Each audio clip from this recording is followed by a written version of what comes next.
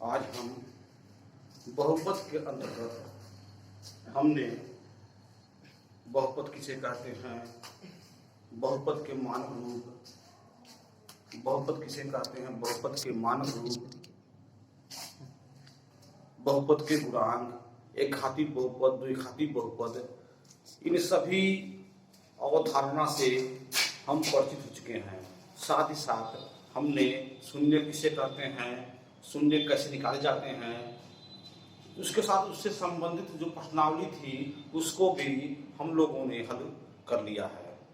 अब हम चलते हैं जो अगला टॉपिक है, उसमें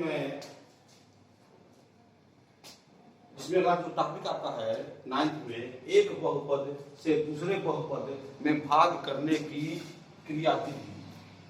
हम क्या पढ़ेंगे, हम यह अध्ययन करेंगे कि एक बहुपद से दूसरे बहुपद में भाग कैसे किया जाता है, उसकी क्या क्रियाविधि है।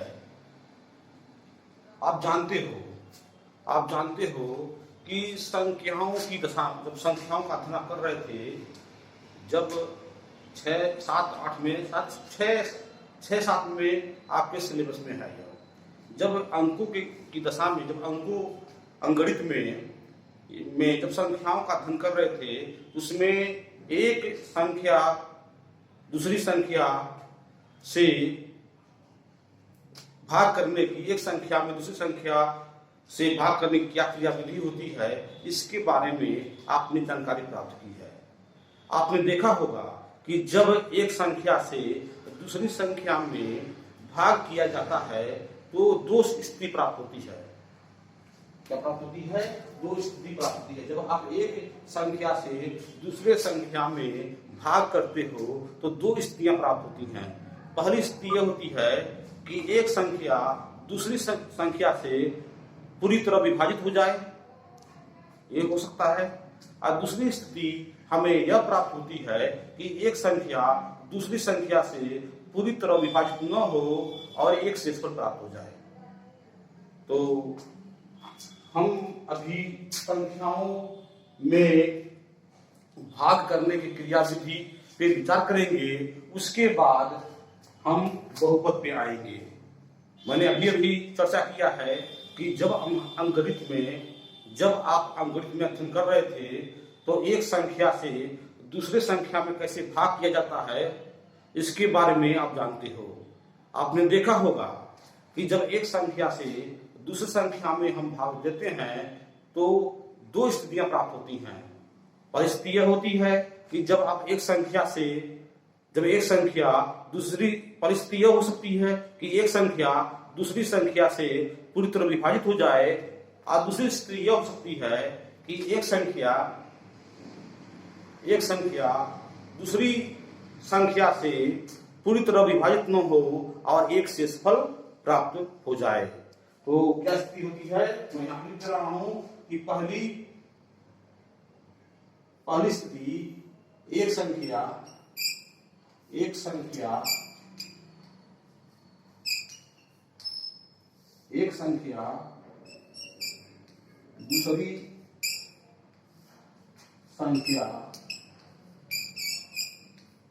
से पूरी तरह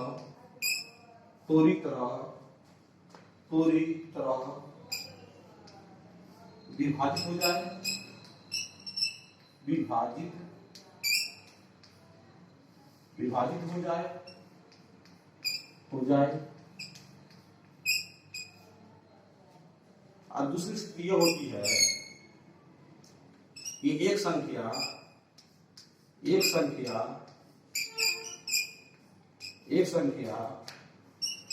दूसरी संख्या से पूरी तरह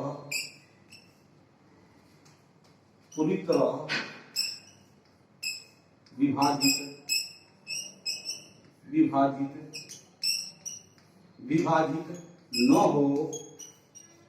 न हो और एक शेषफल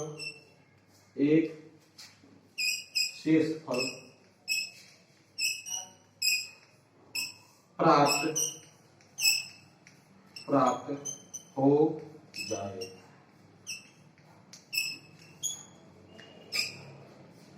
देखिए, जब आप संख्याओं का अध्ययन कर रहे थे तो उसमें आपने देखा कि एक संख्या, यहाँ पर हम जो आपका टॉपिक है वो टॉपिक है एक बहुपद से दूसरे बहुपद में भाग करने की क्रियाविधि। इसको समझाने से पहले मैं आपको यह समझाने का प्रयास कर रहा हूं कि जब एक संख्या अंगणित में, जो आपने देखा होगा, जब आपने अंगणित का 6-7 में अध्ययन किया होगा तो आपने देखा होगा कि जब हम एक संख्या से दूसरी संख्या में, या आप कह सकते हो कि संख्याओं में भाग करने की क्रियाविधि में दो तरह की स्थिति प्राप्त होती है। कौन सी स्थिति प्राप्त होती है? पहली स्थिति यह होती है कि जब हम एक संख्या दूसरी से, परिस्थिति यह हो सकती है, देख लीजिए यहाँ पे, कि एक संख्या दूसरी संख्या से पूरी तरह विभाजित हो जाए। दूसरी स्थिति यह हो सकती है कि एक संख्या दूसरी संख्या से पूरी तरह विभाजित न हो और एक शेषफल प्राप्त हो जाए। ठीक है, तो अभी एग्जाम्पल से हम इसको आपको समझाने की का प्रयास कर रहे हैं। देख लीजिएगा यहाँ पे, जैसे ये पहली स्थिति है, संख्याओं की दशा में जब संख्याओं में भाग करने की क्रियाविधि की जाती है तो पहली स्थिति यह प्राप्त होती है कि जब एक संख्या दूसरी संख्या से, परिस्थिति प्राप्त हो सकती है कि एक संख्या दूसरी संख्या से पूरी तरह विभाजित हो जाए। जब आप संख्याओं में भाग, अंगणित में जब आप अध्ययन कर रहे थे तो संख्याओं में भाग करने की क्रियाविधि के अंतर्गत मैं बताने का प्रयास कर रहा हूं कि जब भाग करने की क्रियाविधि संख्याओं में आप करते हैं तो वहां पे दो तरह की स्थिति प्राप्त होती है। परिस्थिति यह होती है कि एक संख्या दूसरी संख्या से पूरी तरह विभाजित हो जाए, और दूसरी स्थिति यह होती है कि एक संख्या दूसरी संख्या से पूरी तरह विभाजित न हो और एक शेषफल प्राप्त हो जाए। तो हम यहाँ पे पहली स्थिति के बारे में चर्चा करेंगे। और स्थिति है क्या आपकी? पद्धति। मैं यहाँ पे लिखा हूं कि एक संख्या दूसरी संख्या से पूरी तरह विभाजित हो जाए। जैसे यहाँ पे 12 में 4 से भाग देने पर चलिए दीजिए, आप लिखते हो 12 भाग 4 और अब कितना प्राप्त हुआ आपको? 3। या इसी को आप ऐसे लिख सकते हो, इसी को, या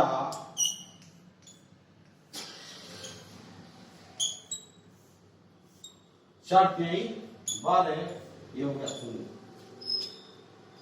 चलिए क्या हो गया यहाँ पे? एक संख्या दूसरी संख्या से पूरी तरह विभाजित हो जा रही है।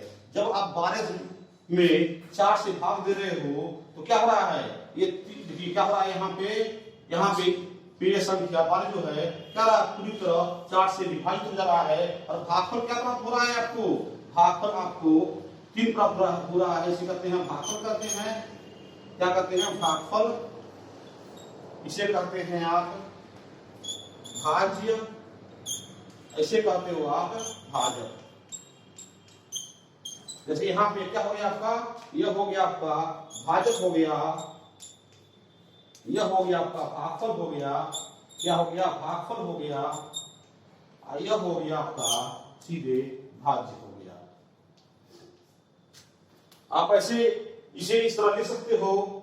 इस तरह हमने जो यहाँ पे पहला स्थिति थी, परिस्थिति के बारे में हमने चर्चा किया और उसको एग्जाम्पल की सहायता से यह समझाने का प्रयास किया कि देखिए एक बार क्या हो रहा है, इस 4 से पूरी तरह विभाजित हो जा रहा है और हो जा रहा है यहाँ पे, तो 4 क्या, ये पूरी तरह विभाजित हो गया। परिस्थिति हो गई भाग करने की क्रियाविधि में, भाग जो है एक संख्या से दूसरी संख्या में भाग कर रहे हो तो क्या स्थिति प्राप्त हो रही है? परिस्थिति यह प्राप्त हो गई हमें कि एक संख्या दूसरी संख्या से पूरी तरह विभाजित हो गई। ठीक है, तो जो यहाँ पे देखिए, तो इसे क्या कहेंगे, इसे हम कहते हैं भागफल कहते हैं, इसे भाजक कहते हैं, इसे भाज्य कहते हैं। ये 3 मर्तबे में गया।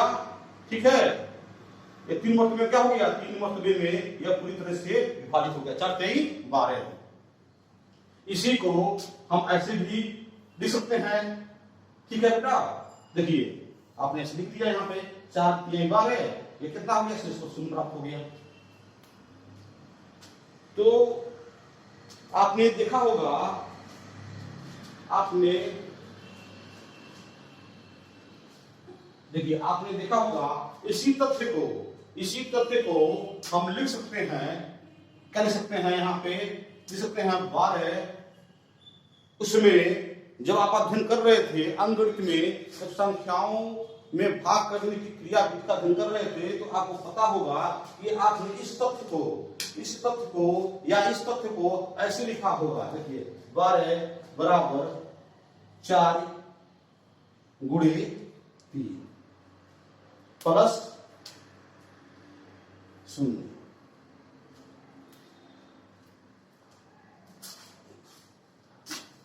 आपने लिखा 12 बराबर 4 गुणे 3 प्लस 0। अब ध्यान से देखिए, 12 है क्या यहाँ पर, देखिए मतलब मैंने यही बताया है कि इसको, इस तथ्य को जो आपने ऐसे रिप्रेजेंट किया है, यहाँ पे आप भाग दे रहे हैं, इसे इस रूप में भी लिखा जाता है। ठीक है, इस रूप में भी आपने लिख दिया, तो क्या हो गया आपका, ये हो गया आपका भाज्य हो गया, बराबर ये हो गया भाजक हो गया, यह हो गया बुरे भागफल हो गया, सॉरी भागफल हो गया, यह हो गया 0, यह 0 हो गया। तो आप देखिए,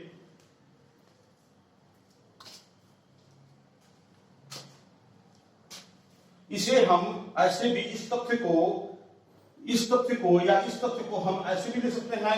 ठीक है ना, जहां पे आपका 4 क्या है, 4 भाजक है, 12 क्या है आपका भाज्य है, 3 क्या है भागफल है, और शेषफल क्या है आपका 0 है। इस तथ्य को हम ऐसे भी लिख सकते हैं। आपने यह सब लिखना अंकगणित में, जब संख्याओं में भाग करने की क्रिया विधि आप कर रहे थे, तो आपको ये बताया गया था कि इस तथ्य को ऐसे भी लिखा जा सकता है। ठीक है, हमने वही लिख दिया। अब यहाँ पे देखिए शेषफल क्या है, यहाँ पे शेषफल आपका 0 है, शेषफल आपका 0 है। जब शेषफल 0 है तो 4 और 3 क्या हो गए, 4 और 3, देखिए 4 और 3 12 के क्या हो गए, 4 और 3 12 के गुणनखंड हो गए। क्या हो गए, गुणनखंड हो गए, गुणनखंड हो गए। क्या कहेंगे, देखिए जब आपका शेषफल 0 हो गया तो 4 और 3 12 के गुणनखंड हो गए, क्योंकि आपको पता होगा गुणनखंड किसे कहते हैं। गुणनखंड जब हम दो संख्याओं या दो राशियों का आपस में गुणा करते हैं तो उनका गुणनफल, उनका देखिए, जब हम दो संख्याएं या दो राशियों से आपस में गुणा करते हैं तो जो गुणनफल हमें प्राप्त होता है, उसे हम देखिए यहाँ पे जो परिणाम, जब दो संख्याओं या दो राशियों का आपस में हम गुणा करते हैं तो जो परिणाम प्राप्त होता है उसे हम गुणनफल कहते हैं, तथा गुणा की गई राशि क्या कहते हैं, हम गुणनखंड कहते हैं। क्या कहते हैं, गुणनखंड कहते हैं। देखिए जब आप 4 और 3 का गुणा किए तो 4 के ही 12, हमें क्या मिला, 12 परिणाम प्राप्त हुआ। ठीक है, तो 12 क्या हो गया, 12 को हम गुणनफल कहेंगे, और 4 3 क्या कहेंगे, 4 3 को हम कहेंगे, 4 और 3 को हम 12 का गुणनखंड कहेंगे। ठीक है, इसलिए जब आपका शेषफल शून्य प्राप्त होता है, शून्य हो जाए तो 4 और 3, 4 3 12, 4 3 क्या हो गए, 4 3 12 के गुणनखंड हो गए। ये लिखा गया है 4 और 3 12 के गुणनखंड हो गए। मैं आपको फिर से मैं रिपीट कर दे रहा हूं कि जब हम दो संख्याओं या दो राशियों का आपस में गुणा करते हैं तो जो परिणाम प्राप्त होता है उसे गुणनफल कहते हैं, और गुणा की गई राशियों या संख्याओं को हम गुणनखंड कहते हैं। ठीक है, यहाँ देखिए, जब हम 4 और 3 का, दो संख्याएं हैं 4 और 3 का, आपस में गुणा किए तो गुणनफल क्या प्राप्त हुआ, हमें एक परिणाम प्राप्त हुआ जिसे हम 12 कहते हैं। ठीक है, तो एक हमें परिणाम प्राप्त हुआ, इसी परिणाम क्या कहेंगे, हम गुणनफल कहेंगे। तो 4 3 12, ये क्या हो गया, 4 और 3 का गुणनफल हो गया, और 4 और 3 को गुणा की गई राशियों को क्या कहेंगे, हम गुणनखंड कहते हैं। ठीक है, तो मैंने अभी बताया है कि जब आप 4 से 3 आप 12 में भाग देते हो तो 4 3 12, ये शून्य हो गया। इसे इस तरह लिखा जा सकता है कि 12 बराबर 4 गुणे 3 प्लस शून्य। शून्य क्या हो गया, आपका शेषफल हो गया। ठीक है, जब शेषफल शून्य हो गया तो आपका 4 और 3 12 क्या हो गए, 4 और 3 आपके 12 के गुणनखंड हो गए। ठीक है, चल यहाँ पे 4 और 3 12 के गुणनखंड प्राप्त हो गए। तो 12 क्या है,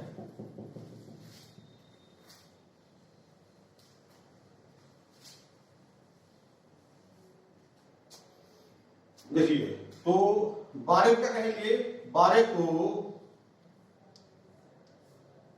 12 को 4 और 3 का क्या कहते हैं, गुणज कहते हैं। क्या कहते हैं, गुणज कहते हैं, गुणज कहते हैं, 12 क्या कहेंगे, कहते हैं 12 को हम 4 और 3 का गुणज करते हैं। क्या कहते हैं, गुणज भी होता है इंग्लिश में, इसका मतलब होता है मल्टीपल।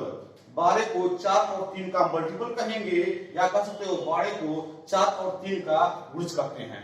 ठीक है, अब गुणज क्या होता है तो मैं आपको बता दूं। गुणज देखिए,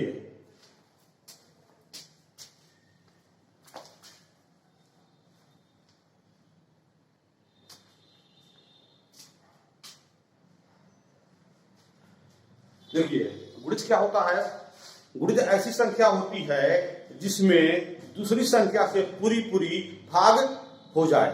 गुणज ऐसी संख्या होती है जिसमें दूसरी संख्या से पूरी भाग हो जाए, उसे ही क्या कहेंगे, हम गुणज कहते हैं। देखिए 12 को क्या कर रहे हैं, हम 12 को हम 4 और 3 का गुणज कर रहे हैं, क्योंकि 12 में 4 और 3 से पूरा क्या होता है, भाग चला जाता है, या कह सकते हो दूसरे शब्दों में पूरा वो विभाजित हो जाती हैं। ठीक है, तो यह तो आपने ये देखा कि जब हम संख्याओं में भाग करने की क्रिया विधि कर रहे हैं तो पहली स्थिति थी कि एक संख्या दूसरी संख्या से पूरी विभाजित हो जाए, अर्थात शेषफल शून्य प्राप्त हो जाए। जब हमें शेषफल शून्य प्राप्त होता है तो भाजक और भागफल भाज्य के गुणनखंड कहलाते हैं। भाजक और भाग क्या कहलाते हैं, भाज्य के गुणनखंड कहलाते हैं। तो सेम यही दशा जो पहली दशा की हम चर्चा कर रहे हैं, सेम यही दशा, यही कंडीशन जब हम एक बहुपद से दूसरे बहुपद में भाग करते हैं तो जो दशा हमें संख्याओं में भाग करने की क्रियाविधि में प्राप्त होती है, वही दशा हमें एक बहुपद से जब हम दूसरे बहुपद में भाग देते हैं तो वही दशा प्राप्त होती है। इसमें पहली दशा क्या थी, इसमें पहली दशा यह थी कि जब हम एक संख्या से दूसरी संख्या में भाग करते हैं तो वो पूरी तरह क्या हो जाए, एक संख्या दूसरी संख्या से पूरी तरह विभाजित हो जाए। अब दूसरा कंडीशन था आपका कि एक संख्या दूसरी संख्या से पूरी तरह विभाजित न हो, अर्थात शेषफल प्राप्त हो जाए। पहली दशा में क्या हो, पहली दशा में हमें शेषफल शून्य प्राप्त होता है और दूसरी दशा में हमें शेषफल प्राप्त हो जाए। तो यही सेम दशा हमें एक बहुपद से दूसरे बहुपद में जब हम भाग करते हैं तो सेम पहला कंडीशन उसमें भी प्राप्त होता है कि एक बहुपद दूसरे बहुपद से पूरी तरह विभाजित हो जाए, अर्थात शेषफल क्या हो, शेषफल शून्य प्राप्त हो। शेषफल क्या प्राप्त हो, शून्य प्राप्त हो। आइए अब इसके बाद हम इसमें भी चर्चा करेंगे।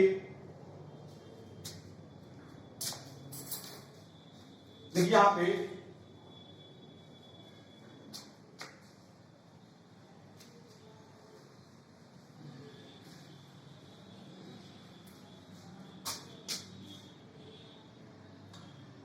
अब देखिए, मान लीजिए एक बहुपद एक x cube plus 2x square plus 3x एक बहुपद है, और एक बहुपद आपका और तो इसको अब चल रहे हैं हम बहुपद के केस में चल रहे हैं कि जब हम एक बहुपद से दूसरे बहुपद में भाग देते हैं और शेषफल क्या हो जाए, शेषफल हमें शून्य प्राप्त हो जाए। जो संख्याओं की दशा में था कि एक संख्या दूसरी संख्या मतलब एक बहुपद से दूसरे बहुपद से पूरी तरह विभाजित हो जाए, या संख्याओं में ये चल रहा था कि एक संख्या दूसरी संख्या से पूरी तरह विभाजित हो जाए, तो जो स्थिति संख्याओं की दशा में प्राप्त होता है वही दशा वही स्थिति हमें बहुपद में भी प्राप्त होता है। बहुपदों में भाग करने की क्रिया विधि में भी हमें प्राप्त होता है। जैसे मान लीजिए मैं यहां लिख रहा हूं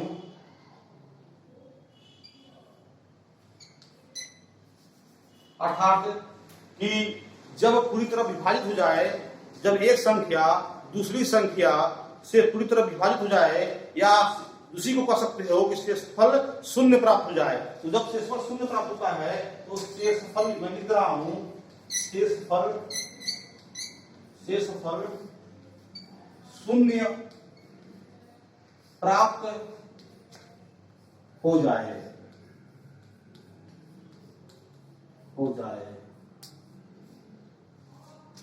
जैसे आप संख्याओं में भाग दिए थे,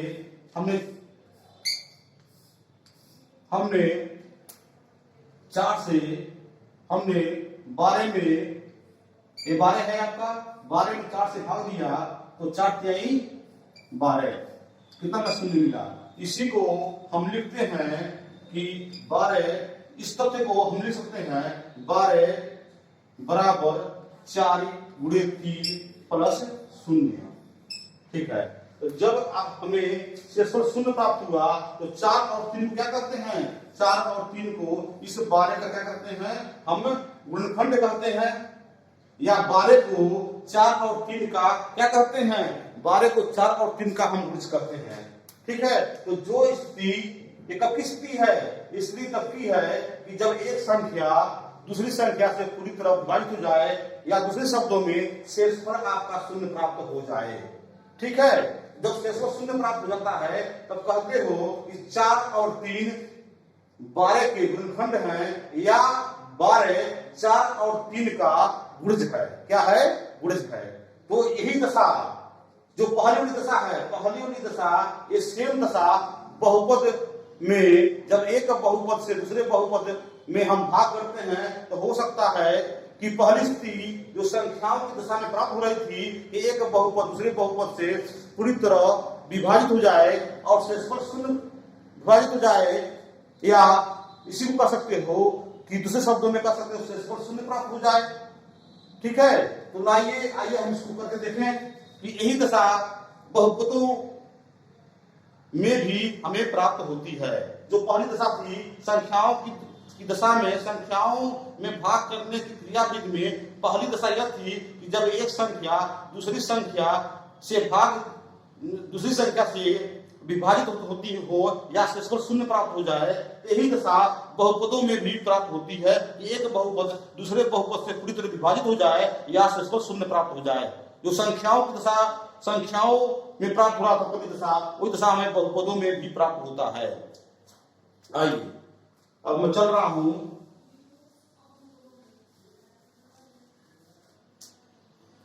अब मैं चल रहा हूँ, मैं लिखा हूँ एक हेडिंग है, इसके अंतर्गत हम देखिए है आपका, जब पहली दशा क्या है, इससे स्पर्श शून्य प्राप्त हो जाए, या इसी को कह सकते हो कि एक बहुपद दूसरे बहुपद से पूरी तरह विभाजित हो जाए, इसी लिख सकते हैं, या एक बहुपद दूसरे बहुपद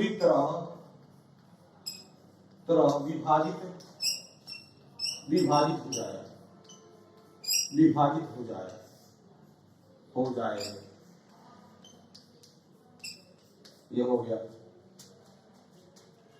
तो देखिए, एक बहुपद दूसरे बहुपद से पूरी तरह विभाजित हो जाए, तो इसके अंतर्गत हम ले रहे हैं, इसको मैं हटा रहा हूं, इसके लिए मैं ले रहा हूं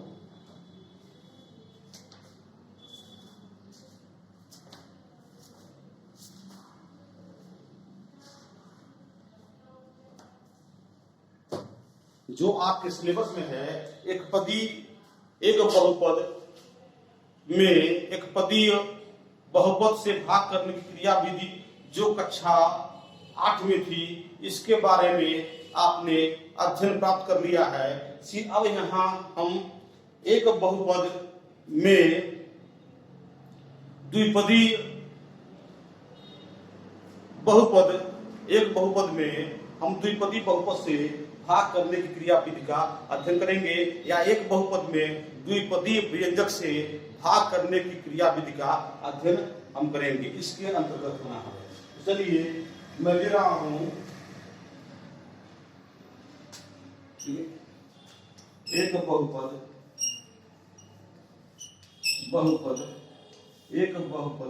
में द्विपदीय व्यंजक, इसको व्यंजक कहा जाता है, व्यंजक से भाग करने की क्रिया विधि।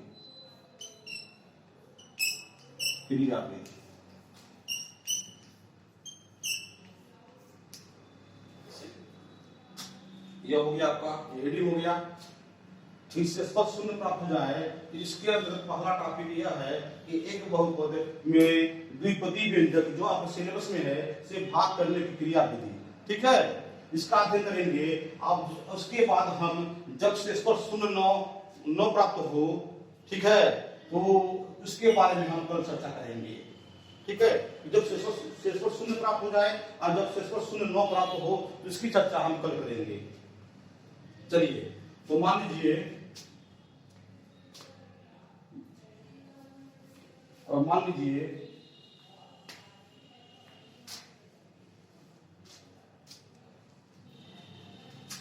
एक बहुपद आपका है -12 -6x² प्लस 17x और 2x माइनस 3।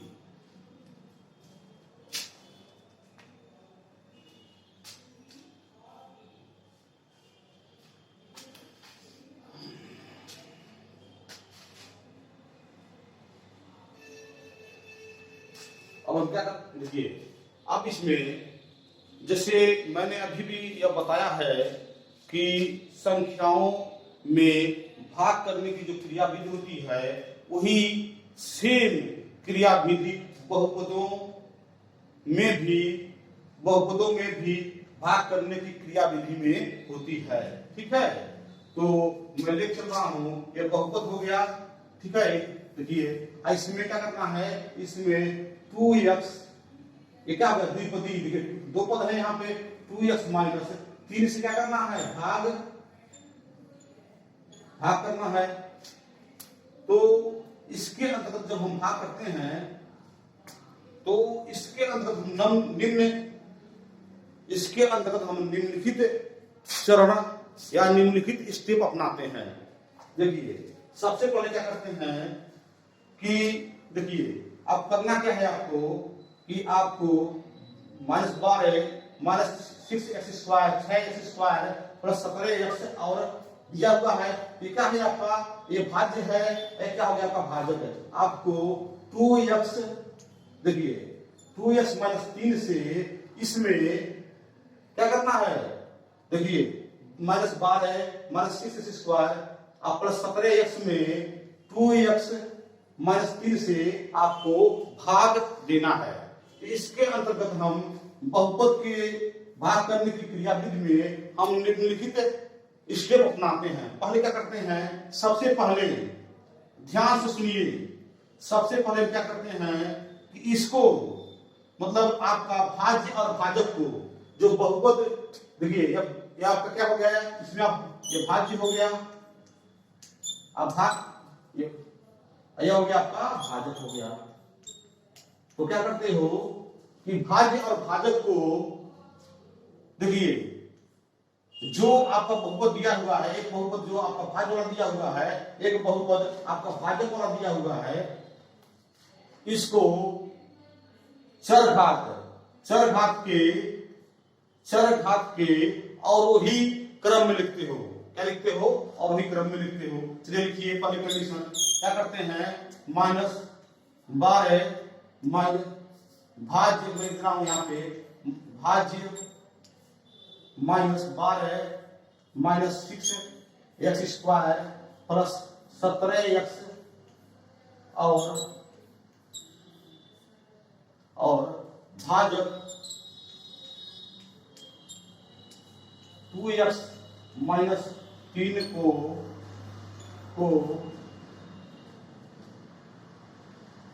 x के देखिए हम चर लिखे, चर के घात के अवरोही क्रम में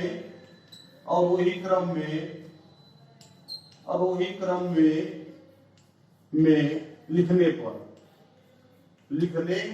पर चलिए लिखिए। तो जब इसको क्या है आपका भाज्य है, देखिए और ये क्या है आपका भाजक है। तो जब इस देखिए हम क्या कर रहे हैं, -12 -6x² प्लस 17x में 2x - 3 से हम क्या कर रहे हैं, भाग करने जा रहे हैं। ठीक है, भाग देने जा रहे हैं या भाग करने जा रहे हैं। चलिए भाग क्या करेंगे, मैंने लिखा सबसे पहले क्या करेंगे कि जब एक बहुपद से दूसरे बहुपद में भाग दिया जाता है तो निम्नलिखित स्टेप आते हैं, निम्नलिखित चरण होते हैं जो इस प्रकार हैं। पहला क्या है, भाज्य -12 -6x² प्लस 17x और भाजक 2x - 3 को चर के घात के अवरोही क्रम में लिखते हैं। तो जब इसको लिखेंगे क्या हो जाएगा, यहाँ पे देखिए ये हो जाएगा आपका -6x² प्लस 17x -12 और देखिए जो आपका भाजक है 2x - 3 ये पहले से ही अवरोही क्रम में है और 2x - 3 प्राप्त हो गया, आपका प्राप्त हो गया। अब देखिए दूसरा स्टेप क्या होता है इसका कि देखिए क्या करते हैं, भाजक का पहला पद क्या है, देखिए भाजक का पहला पद आपका 2x है। भाजक का पहला पद 2x से भाज्य का पहला पद देखिए क्या है, भाज्य का पहला पद आपका -6x² है से भाज्य के पहले पद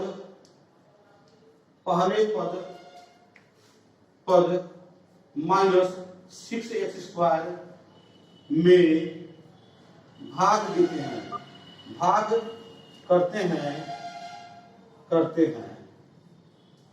हैं और लिख कीजिए करते हैं, अर्थात जब आप करते हो तो मिलता क्या है आपको, क्या लिखा गया, भाजक का पहला पद।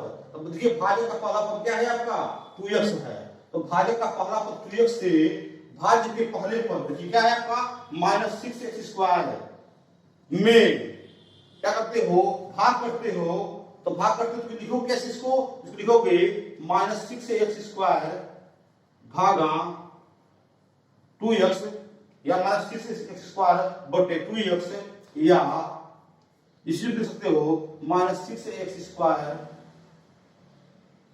2x।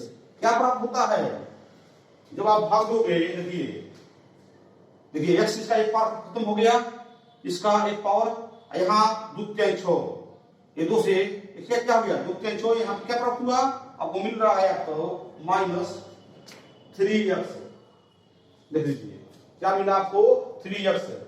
देखिए x से इसका एक पावर खत्म हो गया, x को ऊपर भेजोगे तो इसको x जब यहाँ पे x को ऊपर भेजोगे तो क्या हो जाएगा, यहाँ पे जो ये ऊपर जाएगा इसका एक पावर कम कर देगा, ये हो जाएगा x होगा यहाँ 2 से देखिए द्वितीयांश 6 तो बचा क्या आपका, ये x यहाँ पे था फिर -3 बचा आपका, या ऐसे लिख सकते हो -3x।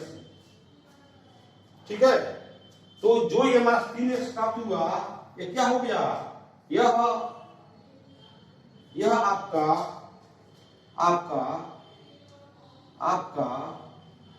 भाजक का भागफल का, यह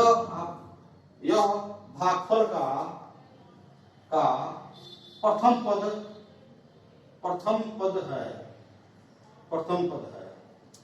क्या है, यह आपके भागफल का प्रथम पद है। चलिए अब इसको हो गया,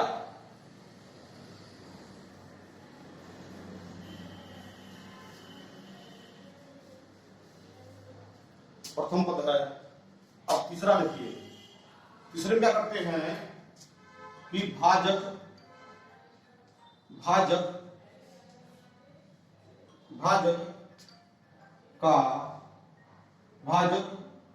क्या है आपका, भाजक 2x। देखिए भाजक आपका था 2x -3 में भागफल का प्रथम पद, भागफल के प्रथम पद है क्या आपका, प्रथम पद -3x से गुणा करते हैं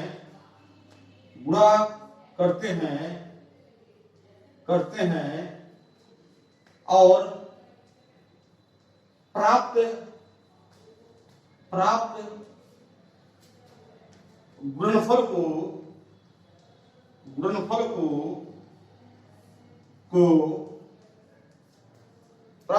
को भाज्य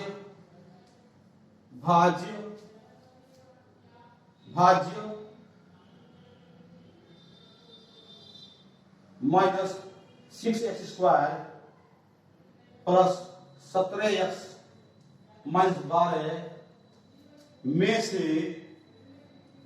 में से घटा देते हैं।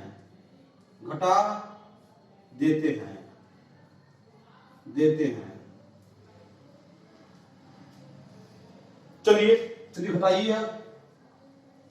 तो जब आप देखिए भाज्य क्या है, अर्थात जो मैं यहाँ पे लिखा हूं इसका मतलब ये हो गया, अर्थात देखिए भाज्य क्या है आपका -6x² प्लस 17x -12 माइनस क्या करते हैं, देखिए भाजक 2x -3 में भागफल के प्रथम पद -3x से गुणा करते हैं। गुणा कीजिए, क्या हो जाएगा यहाँ पे गुणा करते हैं, आप प्राप्त गुणनफल को देखिए पहले यहाँ गुणा कीजिए, क्या होगा यहाँ पे जब गुणा करोगे तो देखिए क्या हो गया यहाँ पे 3 गुना 6, यहाँ क्या हो गया आपका माइनस, देखिए यहाँ 3 गुना 6 x का x में x² तो 6x²। देखिए माइनस चिन्ह है, ये हो गया आपका माइनस 6x स्क्वायर हो गया आपका। फिर से इसका गुणा इसमें हो गया, कितना हुआ यहाँ पे माइनस का गुणा माइनस में, ये हो गया आपका प्लस हो गया। और 3x का आपका 3 में हुआ तो 3 3 9 9x। देखिए मैंने क्या किया है कि मैंने भाजक क्या है आपका 2x - 3 में भागफल के प्रथम पद -3x से क्या किया है, मैंने गुणा किया है। यदि यहाँ माइनस है तो माइनस का गुणा यहाँ प्लस से होगा, तो क्या होगा यहाँ पे आपका माइनस होगा। फिर से 3 का गुणा आपका 2 में होगा तो 6 प्राप्त हुआ। देखिए माइनस गुणा प्लस में, माइनस गुणा यहाँ प्लस हुआ है, प्लस से होगा तो यहाँ माइनस हो गया। देखिए 3 का गुणा 2 में हुआ, 3 गुना 6 हुआ, x का गुणा x में x स्क्वायर हो गया। फिर से यहाँ देखिए माइनस गुणा माइनस में क्या हो गया, प्लस हो गया। अब 3 का गुणा जब यहाँ 3 से हुआ 3 3 9, आपका क्या हो गया, आपका 9x हो गया। अब क्या करते हैं, इसको घटा देते हैं, क्योंकि इसमें दिया गया है कि भाजक 2x - 3 में भागफल के प्रथम पद -3x से गुणा किए तो गुणनफल क्या प्राप्त हुआ, गुणनफल प्राप्त हुआ -6x स्क्वायर प्लस 9x। अब क्या करते हैं, इस गुणनफल को इस भाज्य में से क्या करते हैं, घटा देते हैं। तो क्या किया यहाँ पे हम घटा रहे हैं, देखिए तो जब घटाओगे चलिए तो -6x स्क्वायर प्लस 17x अब -12, देखिए इसको खोल दीजिए। जब आप खोलोगे तो माइनस माइनस क्या हो गया, जब खुलेगा तो प्लस हो गया, 6x स्क्वायर हो गया। यहाँ माइनस देखिए जब इसको खोलोगे तो यह अंदर जितने चिन्ह हैं, कोष्टक के अंदर जितने चिन्ह हैं वो सब क्या होंगे, यदि ये माइनस है तो प्लस हो जाएगा, या प्लस है तो ये माइनस हो जाएगा। क्या हो गया आपका -9x हो गया। अब देखिए ये इससे कैंसिल हो गया। देखिए अब 17x में से 9x घटेगा, देखिए 17x में आप 17x से -9x को घटाओगे क्या मिलेगा, आपको मिलेगा 8x प्राप्त हुआ। देखिए 8x - 12, देखिए ये प्राप्त हुआ आपको, ठीक है।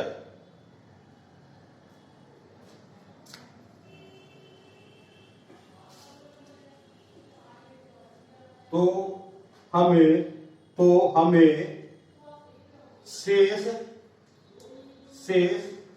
8x - 12 प्राप्त हुआ, यहां लिख देंगे प्राप्त हुआ, ठीक है। अब क्या करते हैं, चलिए अगला स्टेप जो होता है मैं इसको हटा रहा हूं।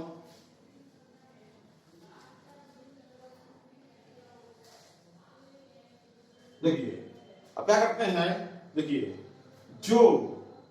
देखिए चौथा जो स्टेप है, जो शेषफल 8x - 12 प्राप्त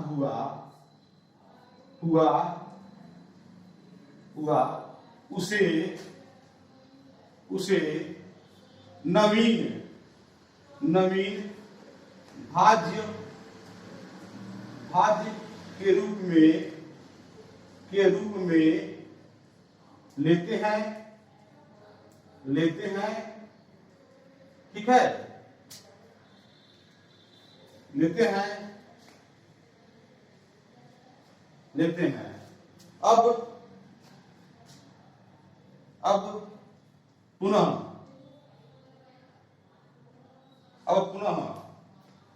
भाज क्या हो गया आपका, देखिए अब ये भाज 8x - 12 जो शेष बचा है आपका, ये क्या हो गया, आपका नवीन भाज्य हो गया। तो क्या करते हैं, पुनः भाजक के प्रथम पद, भाजक का प्रथम पद कितना है, प्रथम पद आपका देखिए भाजक का प्रथम पद आपका 2x से भाज्य, आप लिख सकते हो नवीन भाज्य के प्रथम पद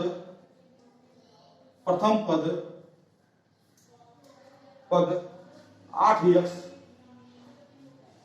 भाज्य के प्रथम पद 8x में 2x से भाग देते हैं, भाग देते हैं, देते हैं, भाग देते हैं, जब आप अर्थात, अर्थात चलिए भाग दीजिए, तो 8x,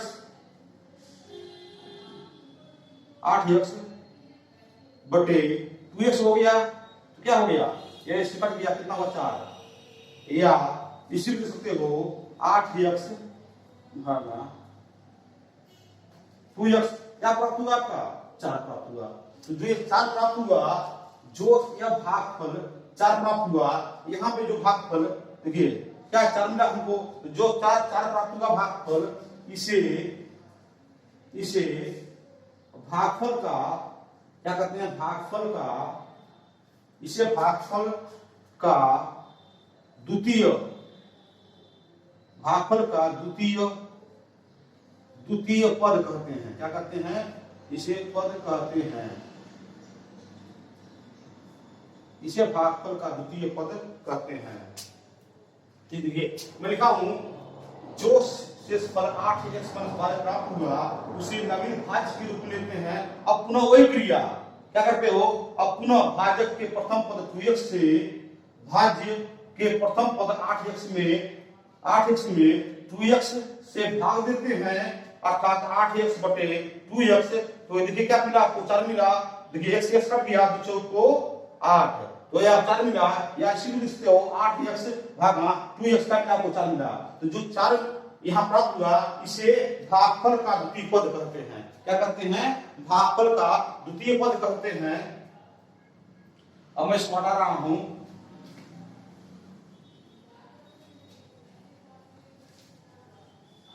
हो गया। देखिए जो अगला स्टेप है,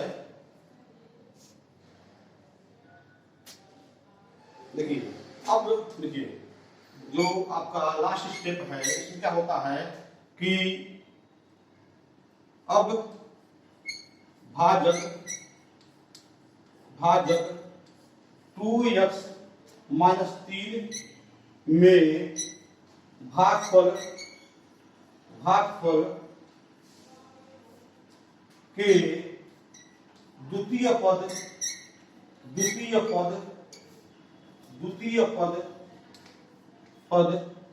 4 से गुणा करते हैं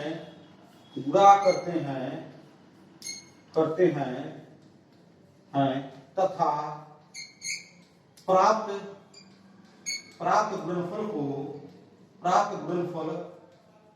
प्राप्त गुणनफल को नवीन भाज्य 8x - 12 से घटा देते हैं, देते हैं।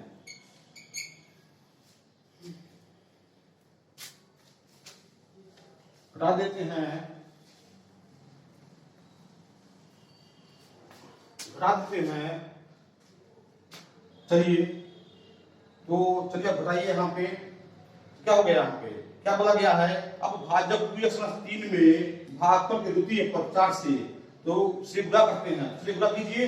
अब गुणा करने के बाद जो गुणनफल प्राप्त होगा, उसे 8x - 12 से क्या करते हैं, घटा देते हैं। चलिए अब क्या अर्थात इसको लिख सकते हैं, अर्थात जो कहा गया है यहाँ पे, तो नवीन भाज्य क्या है आपका, नवीन भाज्य आपका है 8x - 12। और उसमें क्या करते हैं, भाजक, ये भाजक वाला पद हो गया, ये भाजक हो गया, भाजक में अभी जो भागफल का द्वितीय पद 4 आया था, उससे गुणा करते हैं। चलिए गुणा कीजिए, तो 4 गुना 8 क्या हो गया, माइनस 4 गुना 8 है x, देखिए 4 गुना 8 x, अब माइनस देखिए इसका गुणा हम इसमें किए, तो 4 गुना 8x लिख दिए यहाँ पे, फिर से इसका गुणा इसमें किए, 4 3 बीच में क्या चिन्ह है, माइनस का, 4 3 12 हो गया। अब क्या करते हैं कि गुणा करने के बाद क्या हो गया 8x, जब हम भाजक में भागफल के द्वितीय पद से गुणा करते हैं तो हमें 8x - 12 प्राप्त हुआ। ठीक है, इस प्रकार ये जो गुणनफल प्राप्त होता है, इस गुणनफल को, गुणनफल की चर्चा की गई है, गुणनफल, ये जो गुणनफल प्राप्त हुआ उसे क्या करते हैं, उसे 8x - 12 से 8x माइनस 12 से क्या करते हैं हम घटा देते हैं, तो घटाएंगे तो निश्चित हो गया माइनस का यहाँ पे। अब इसको क्या करते हैं 8x माइनस 12, अब इसको खोल दीजिए, जब खोलेंगे तो चिन्ह क्या होगा यहाँ पे, ये माइनस 8x हो गया, ये अंदर चिन्ह क्या हो गया, ये प्लस हो गया 12, तो क्या हो गया देखिए, इससे यह कैंसिल आउट हो गया, इससे यह कैंसिल आउट हो गया, बचा क्या पर शून्य।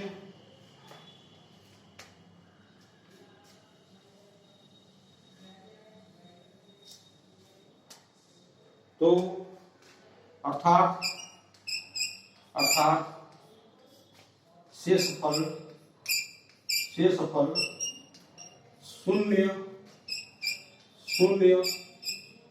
प्राप्त कर लेते हैं। क्या प्राप्त हुई, आप शून्य कितना मिला, घटाने को कितना मिला आपको, घटाने के बाद जो आपको मिला उसे क्या कहेंगे, वही आपका शेष रहता है। यहाँ पे लिखा है अर्थात शेषफल शून्य प्राप्त कर लेते हैं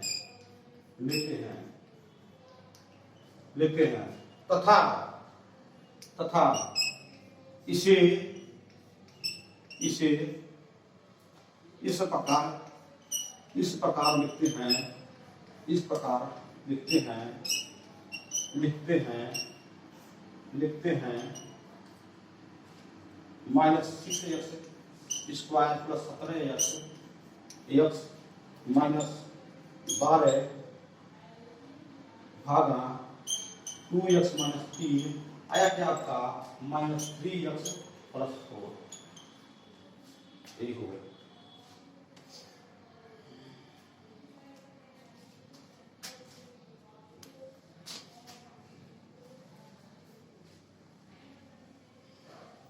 यह हो गया, मतलब एक बहुपद से द्विपदी व्यंजक में जो भाग करने की क्रिया भी था, यह इसके अंतर्गत निम्नलिखित जो चरण थे। ठीक है बेटा, अब इसी को हमने लिख दिया फिर ये कि जब हम minus 6x square plus 17x minus 12 में 2x प्लस 3 से जब हम भाग दिए, भाग कितना प्राप्त हुआ, भागफल हमें 3x माइनस 3x प्लस 4 प्राप्त हुआ। इसे ही हम निम्नलिखित रूप में भी लिख सकते हैं। चलिए लिखिए, इसको लिख सकते हैं, इसी तथ्य को हम निम्नलिखित रूप में लिख सकते हैं 6x square plus 17x minus 12 बराबर 2x माइनस 3 गुणे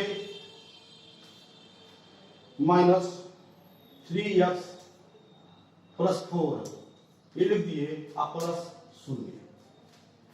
इसी को हम इस रूप में भी, इसी तथ्य को हम इस रूप में भी लिख सकते हैं। हमने लिख दिया या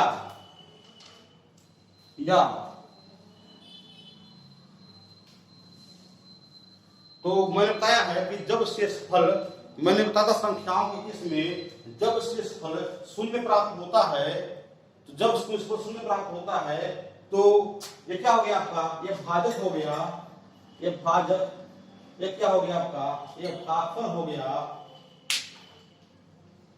ये क्या हो गया आपका भाज्य हो गया।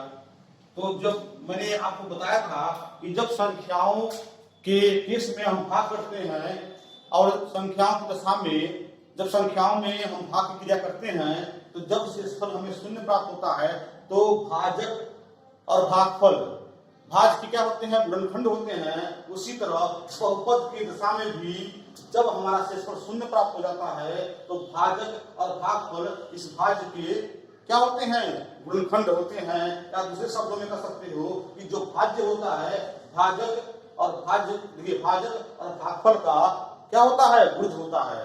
इसको क्या कहेंगे,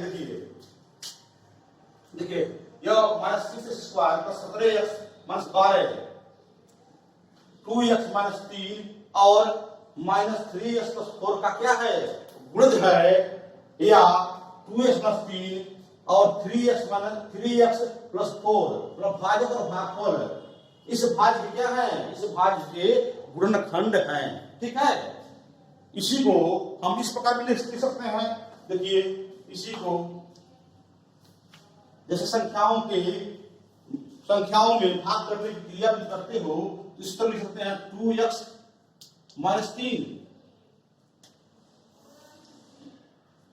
6x² प्लस 17x -12 भाग नाम देखिए, ऐसे भी लिख सकते हो आप, ऐसे भी आप कर सकते हो। देखिए माइनस, देखिए हमें -3x 6x²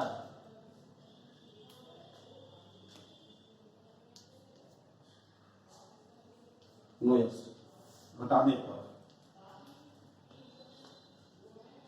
कैंसिल आउट 17 9 क्या हो गया आपका 8x -12 प्लस 4 4 गुना 8 8x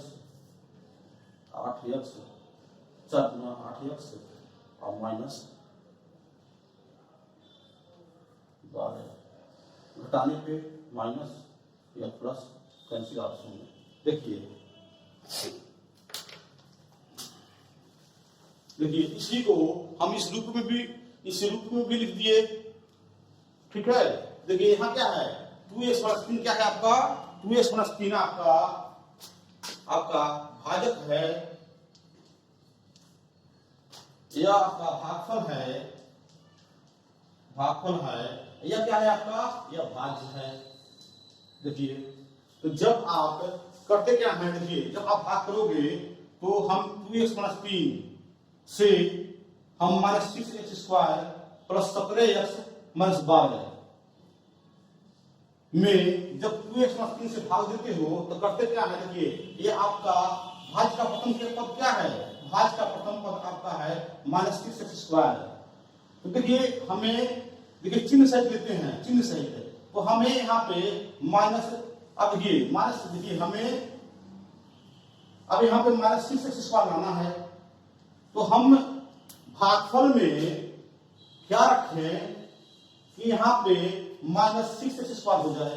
देखिए तो यहाँ पे अगर -3x रखें, भागफल में -3x रखें और भागफल का गुणा जब हम भाजक के प्रथम पद से करते हैं, चलिए कीजिए यहाँ पे क्या हो गया 3 गुना 6, देखिए 6 हो गया और x का गुणा x में तो 6x², देखिए प्लस का गुणा माइनस में होगा तो माइनस क्या हो गया आपका -6x² प्राप्त हो गया यहाँ पे।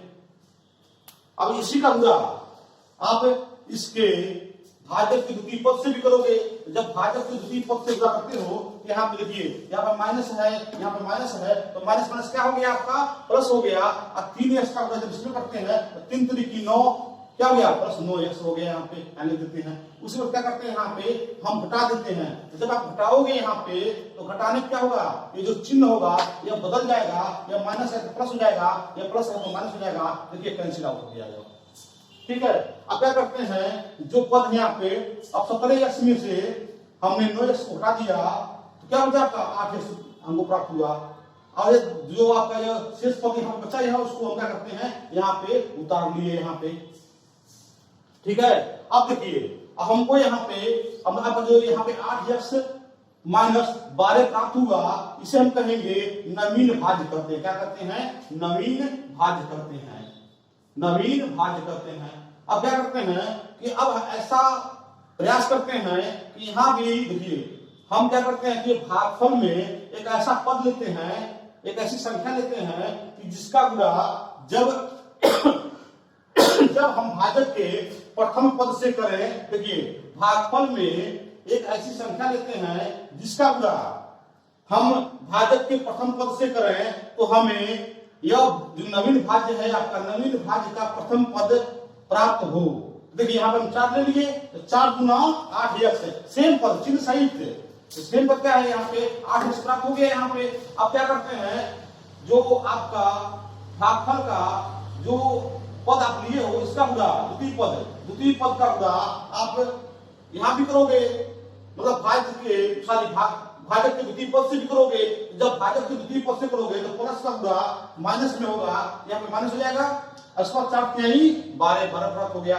जब यहाँ पे घटाओगे तो क्या होगा यहाँ पे चिन्ह क्या होंगे, यहाँ पे बदल जाएंगे। यहाँ पे देखिए ये माइनस हो गया, ये माइनस है तो यह प्लस हो गया। क्या भैया कैंसिल आउट हो गया, बचा क्या आपका शून्य प्राप्त हुआ। ठीक है, तो जब शून्य प्राप्त हो गया तो लिखेंगे यहां पे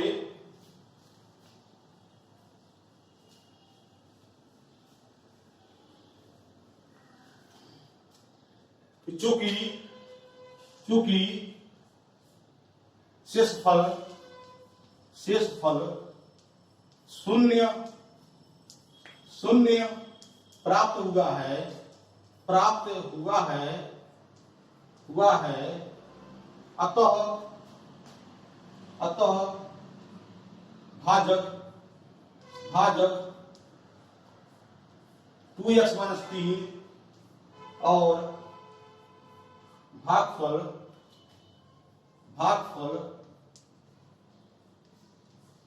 -3x + 4 भाज्य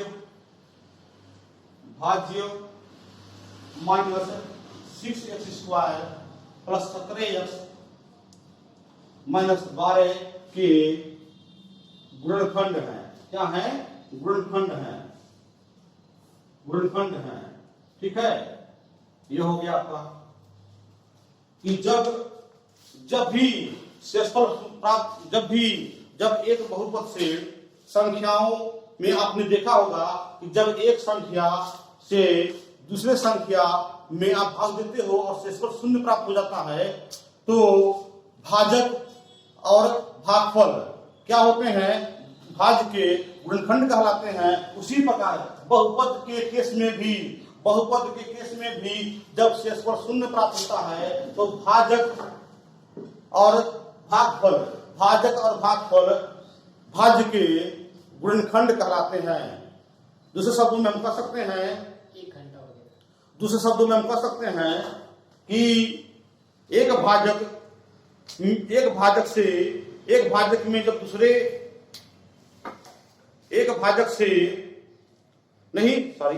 ठीक है, बस आज इसको काट दीजिएगा। शब्दों में देखिए, इसको दूसरे शब्दों में कह सकते हैं कि जब एक बहुपद से दूसरे बहुपद में भाग करते हैं और शेषफल शून्य प्राप्त हो जाता है तो भाजक और भागफल उस भाज्य के गुणनखंड कहलाते हैं। आप कह सकते हो। ठीक है, आज के लिए बस इतना ही। कल हम चर्चा करेंगे कि जब एक बहुपद से दूसरे बहुपद में हम भाग करते हैं और शेषफल शून्य न हो तो उसके बारे में कल हम चर्चा करेंगे। आज के लिए बस इतना ही। बहुत बहुत धन्यवाद।